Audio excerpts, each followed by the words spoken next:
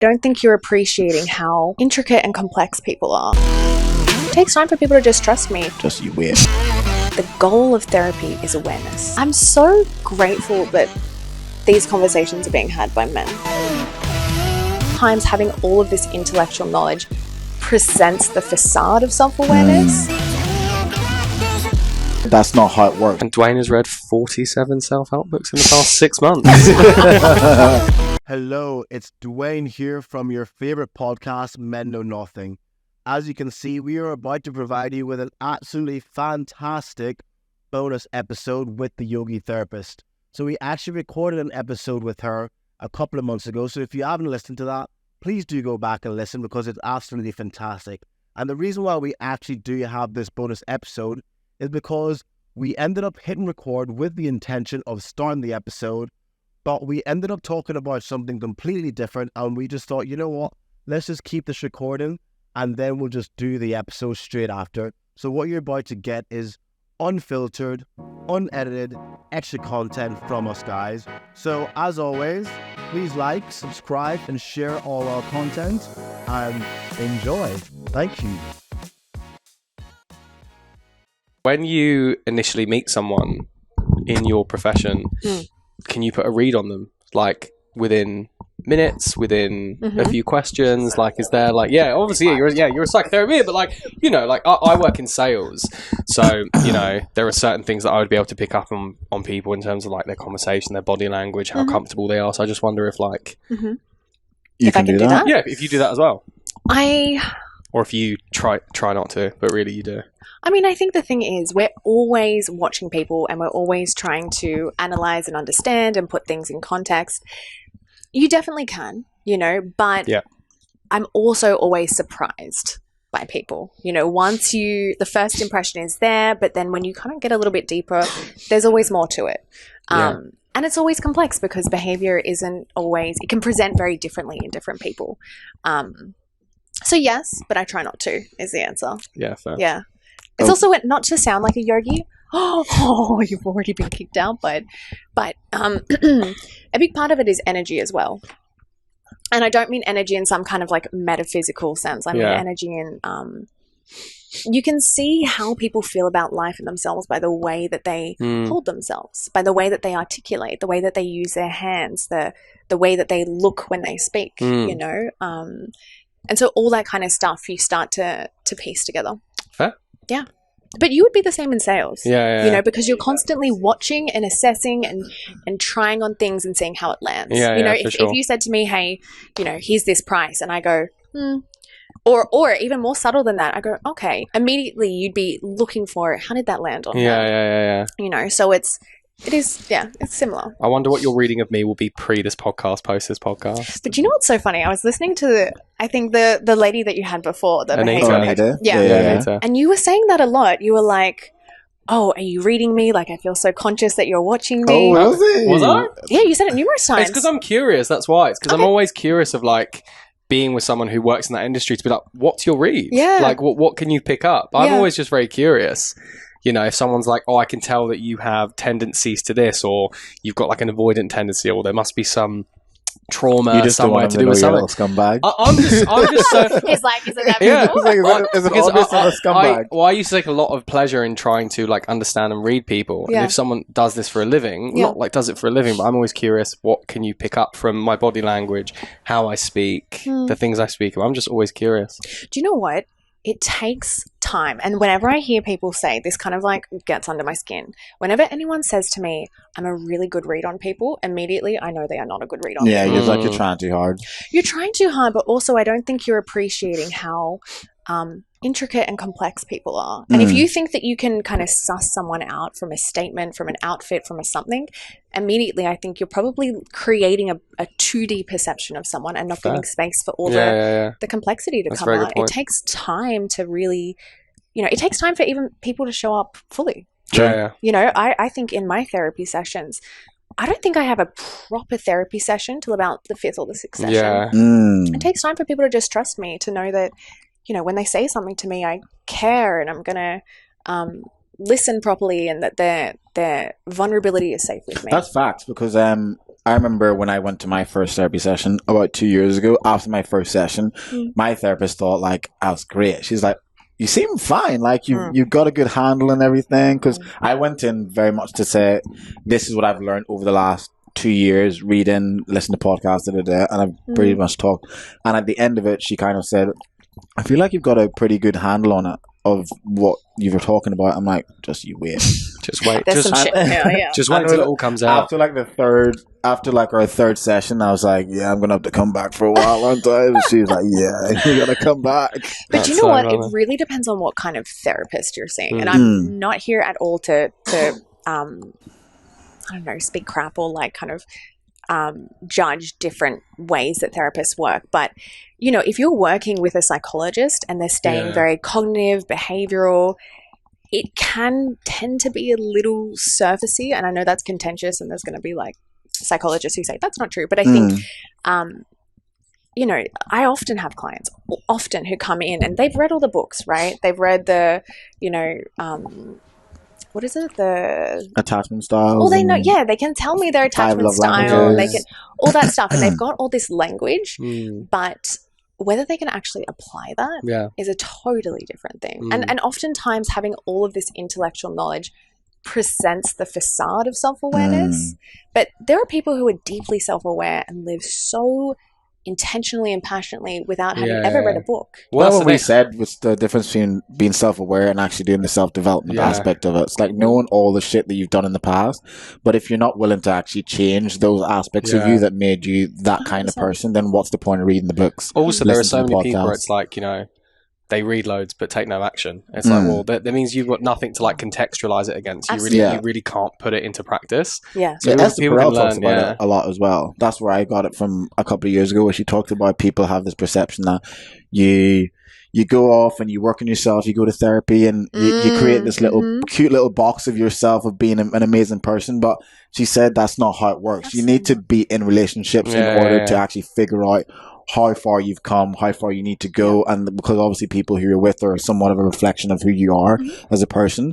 So she is completely against the fact that people should go off and become this perfect version of themselves, but never actually get into these relationships to actually see who they really are. And Dwayne has read 47 self-help books in the past 6 months. But the thing is, the self is a practice, right? We never arrive at who we are. It is this thing that gets acted out continuously, and it changes depending on the context. It changes with time. It changes with what's going on in society. So, the idea that we arrive is just a total kind of, come here, baby, a total misunderstanding of what it means to be human. I was watching Alex Hormozy. Love this guy.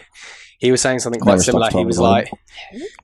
Alex Hormozy. You don't know Alex Hormozy. You don't know Alex Hormozy. He's a business sales guy. Yeah, he's a very good talker. He's a very good talker, and he's like, you don't win at fitness, you don't win at marriage. He's like, you get in shape and then you stay in shape. You don't win at marriage, but the goal is to stay married. So the same thing. You don't win at becoming the best person. You just continuously develop, and that's just life. And that's like, as long as you're in the game, well, then you're winning. Absolutely. Being in the arena. I have a question for you guys. Oh, God. Here we go. What is your definition of being a well-developed person? What does that look like in your understanding? If we were to arrive at the ideal state of being, what does that look like? What do you mean? What? Can you ask the question again, please? Okay. So we're talking about, you know, doing the work and continuously trying to achieve an ideal sense of self. Yeah. Yeah? What does that look like in your understanding? Fully understanding the reason behind your actions and the intentions you have. So awareness. Yeah, I think. Yeah.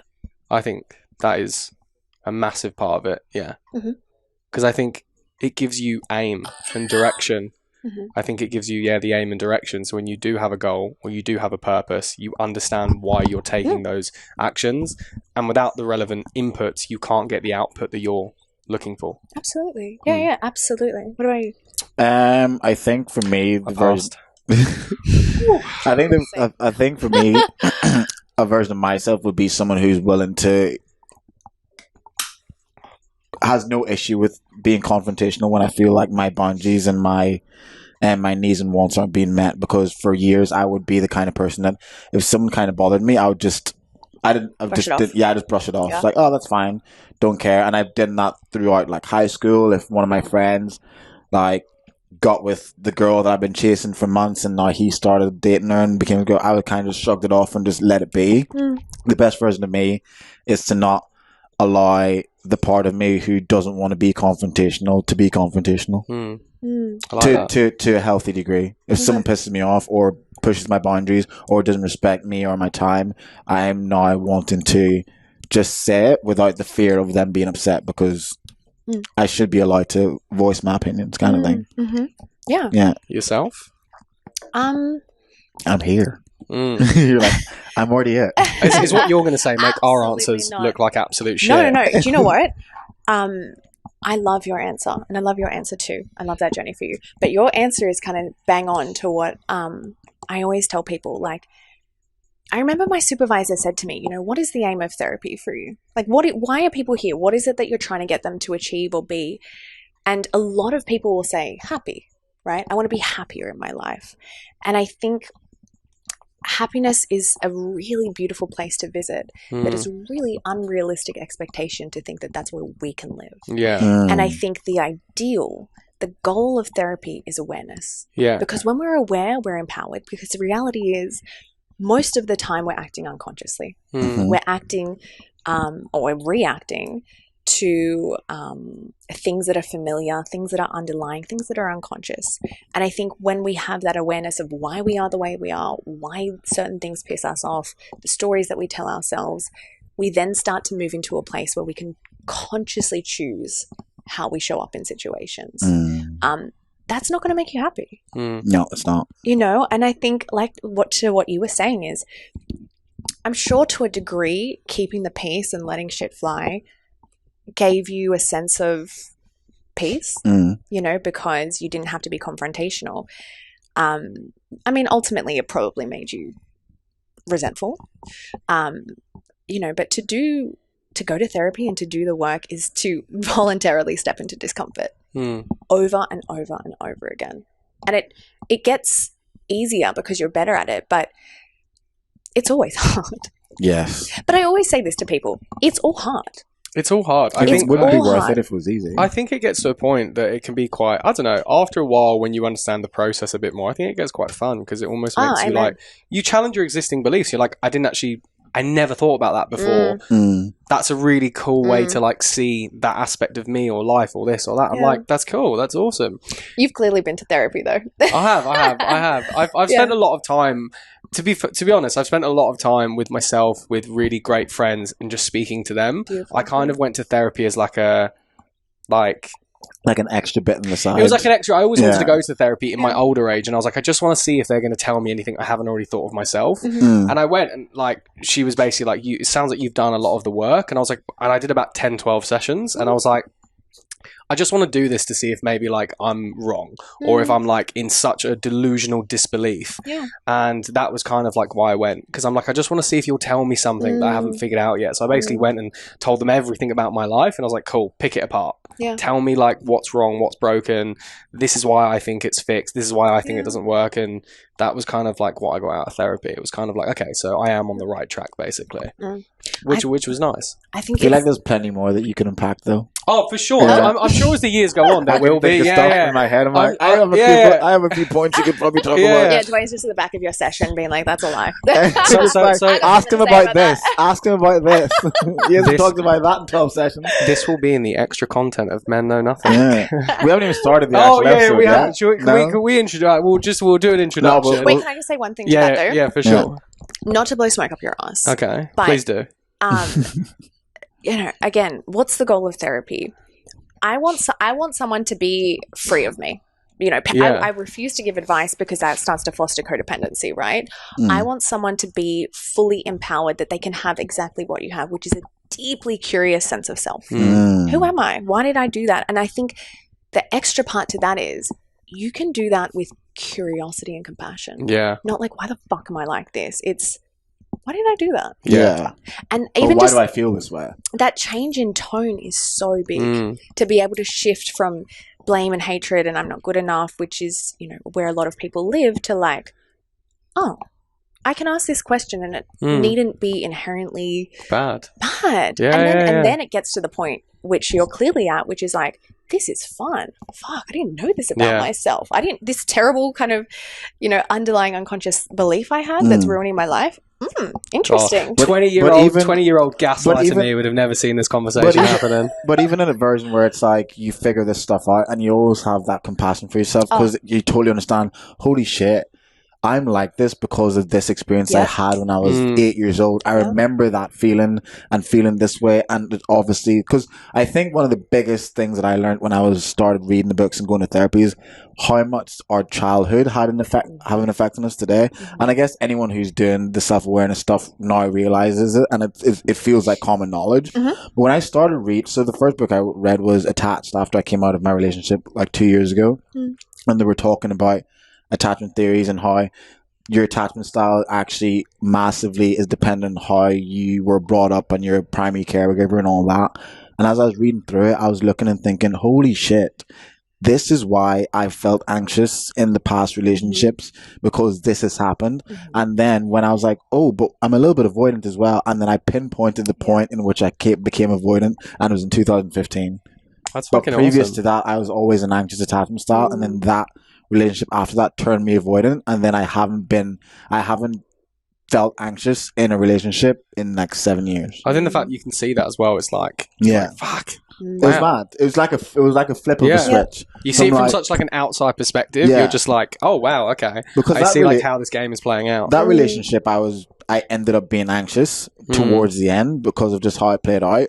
And then after that, I started looking back. It's like, fuck, like when I dated her, when I was in a relationship with her, like there wasn't any point in that relationship where I felt like my emotions and my heart could be broken, because I never actually allowed myself to get to that point where it could be broken. So yeah, if I broke up with him, which I did, I was upset, but I wasn't like falling apart at the seams, and my life wasn't falling apart because I never actually allowed myself the grace and the love that I deserve to actually let them love me and to receive the love. And then now I've realized that, I'm like, fuck, maybe that's been the issue why none of my past situationships and relationships work, because I've just been so cold to the idea of potentially being hurt again. Can I just say, I'm so grateful that these conversations are being had by men at your age. This is so refreshing. You're welcome, ladies. This is ruining the moment. I take it back. No, I mean, particularly among men who are so deeply self-aware, so compassionate, and emotionally intelligent. It is so important, especially because men really, have such an impact on how society is shaped. With fathering, with being a husband, with how they show up in the world. So I'm so relieved, and I'm so impressed. Thanks. I'm so impressed. Thank you very much. Yeah. I'm excited for this episode. I know I am. I think just before we introduce the pod, I was going to say we'll end this recording. We'll just start over again. Will this be? Oh mate, this is. He wants that part in. This will be extra I really like this. Well, I was going to say, I think a really powerful thing, and that I've learned over time, and what I find I get into a lot of conversations with my friends whenever they tell me they're in a certain situation. Yeah. I'm always, the most powerful thing I've learned over time is just asking why, but not asking why about the situation, but why do you feel like that? Why? And they're like, I feel like this because of this. I'm like, why? Yeah. And it's just, they're like, you start getting to the very core of where it's coming from, and they realize it's nothing to do with what's happening externally, but it's like, fuck, I reacted like this because of this. And you only ask that. You only find that out by asking why. And I just love that so much. It's that Socratic questioning. Is you just and you plant a seed. And it's a really loving, why is that? And it's a curious invitation to really explore what's going on. They never ask that. So many people, you'd be surprised how they're like, no one's ever asked me that before. Really? People are just like reactive towards situations, like, here's a situation, let's fix it, instead of being like, but where's that situation come from? And I'm just like, I was having chats with my friends back home when I went to the UK, and so many of them were like, no one's ever asked me this. No one's ever taken the time to just be like, why am I feeling shit about this? How old are you guys? 30. Where do you find that most of your friends are at in terms of this kind of do you mean their age? Well, no, you've got their your level friends. of self-awareness. Yeah. Oh, I mean, birds of a feather flock together, but Oh, really? Yeah. I'd say like because like I feel that there are a lot of people that do lack the ability to do that because they aren't. They haven't put in the You aren't position hanging where they around with have the kind to. of you're don't not hanging think. around with the kind of people that like also what's the word? Sorry, you're not hanging out with the kind of people that like question that in you. Like, and also it comes down to like maybe your friends just don't care enough to be inquisitive enough. Question, like you have to have inquisitive friends. If you don't have inquisitive friends, well then you never. I think real friendship is built on those moments of like why. Why is that happening? Yeah, because that's a vulnerability, and that's where real friendships are born, and like vulnerability and for stuff the like most that. part, though, Otherwise, I think it's just getting on the piss and just like. I think most men, for the most part, aren't willing to open up to their friends as well. It's like you literally have to force it out of them. And if God forbid you end up having a conversation that's not about drinking beers in the UFC, whoa, what are you doing? That sounds too boring. And just obviously, like, I would say that, but that just sounds like I have male clients who start to do this work and then they become very lonely. And they become lonely because the conversations are no longer satisfying. Because they realize there's actually no depth. Facts. And then they have to go out and like kind of find a new. But that's the thing, though. A lot of times with men, you'd find when men hang out, they always. So girls would go and hang out. They'll go to someone's house. They'll bring a bottle of wine. They'll sit around a table and they'll talk. Men don't do that. Men will go and hang out in a pub where they can drink and watch and watching a sport. So you're all like. So the only time you actually talk to your mates when you go to these pubs to watch sport is like in between rounds or at halftime, and then. I'm not going to sit and talk to you about anything meaningful whenever we've got 30 seconds. Like, how's work, mate? It's the same as it was the last time we spoke. That's good. The fight's back The missus is good? Yeah. Do you know what? Start talking again in 3 minutes. When you look at evolutionary psychology, you might know this. I'm sure you got everything I say is probably not going to be new to you guys. There's definitely I'm sure there's going to be stuff. But okay, evolutionarily, women would sit around, hunter-gatherer, talk inward, right? It was a circle. Like you said, they sit around a table and everyone's connecting.